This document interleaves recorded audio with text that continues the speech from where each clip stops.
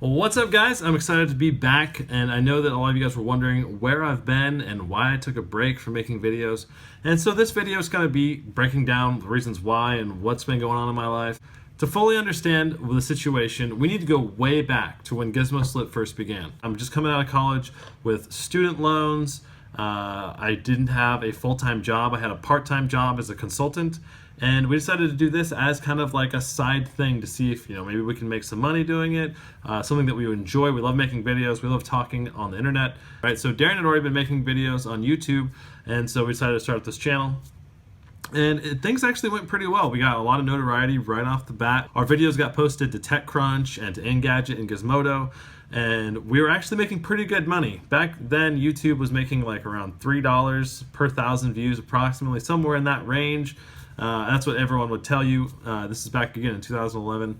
Now YouTube makes about 1/3 of that or less, probably about 1/4 of that is what I get now. And it's so basically back then, if you got 1 million hits on a video, you were talking like $3,000 approximately, at least of advertisable views. Basically, if we hit 1 million views, we were expecting like probably $2,000 or $3,000 at a minimum for getting paid out on that viewership. Right now, if I were to hit 1 million hits, I'd be lucky to get probably $1,000, at least with the current monetization of my current network and all of that.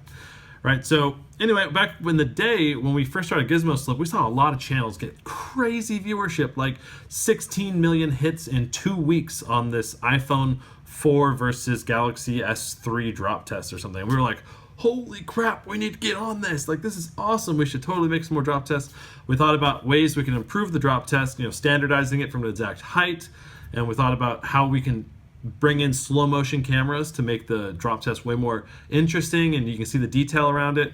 But there was clearly big interest in the drop test world, or like in the world for drop tests in general on phones and devices and stuff. And we actually got like 12,000 subscribers in the first 3 or 4 months. And then we started getting shopping around to different networks, and we started getting some sponsorships, and it was great. But the thing is, like the whole time, I was funding all of the device drop tests, renting the camera, and we eventually bought a slow motion camera, the FS700.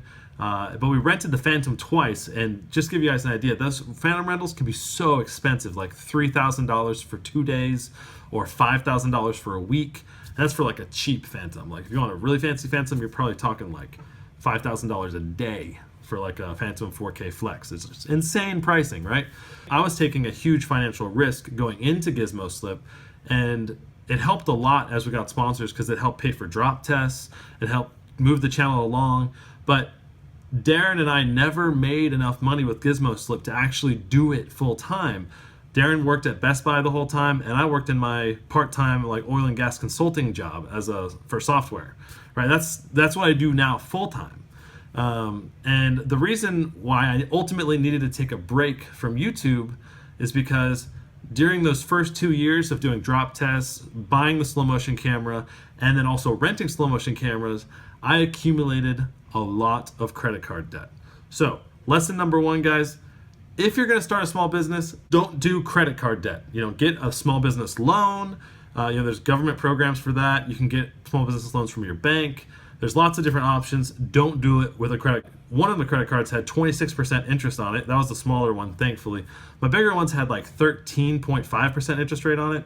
And basically, so after 2 years of doing it, and we never had that big break video, that one that went just skyrocketing in views, that would have paid off all my debt. We just needed one video to hit like 15 million hits or even 5 million hits. That would have wiped out my debt at any point, right? But we never got that. And the sponsors, we never had enough sponsors to keep doing drop tests regularly. We'd get a sponsor maybe one every 2 months or every 3 months or something like that. It would maybe pay for 1 or 2 drop tests, but we were trying to do like 4 drop tests a month or like 2 or 3 drop tests a month at least. And eventually it trickled down to where, I said, okay, I can't spend any more money on Gizmoslip because I just can't risk any more debt, right? And so we cut off making Gizmoslip drop tests unless we had actual sponsors, right? And at that point, so it started slowing down, right? And then Darren and I split up, and he started doing Beyond Slow Motion. Darren and I are still great friends. We still hang out. Like, we're actually chilling in a hotel room right now in Dallas. He's filming a juggler here in Dallas, and I'm doing consulting work at a company here. And so we're still great friends. We still hang out. We still help each other with videos and everything. But the simple fact is we didn't work together perfectly well. And Darren really wanted to do slow motion stuff, and I wanted to do more of the tech stuff, right? But so that's why I took over Gizmoslip, and he took over Beyond Slow Motion. Anyway, so in terms of why I took that break, I decided I absolutely had to take care of my credit card debt. I couldn't put it on the back burner anymore. I was racking up about $350 worth of interest every month just from credit cards. It was insane. I decided, hey, I've got to wipe this out. I cannot let this just sit by. And so I got a full-time job instead of a part-time job in the software industry. And so I started working hard to pay off my debt. Basically with Gizmoslip, I'm at the point where I really want to coordinate with you guys to help bring in funds for drop tests and destructions. And then also I'm going to put any funds that I earn through Gizmoslip right back into the show. I'm going to be launching a Patreon campaign which allows you guys to contribute when I make videos. So keep your eyes open for that. It's going to be awesome. Another way that you guys can contribute is just by straight sending me your old devices.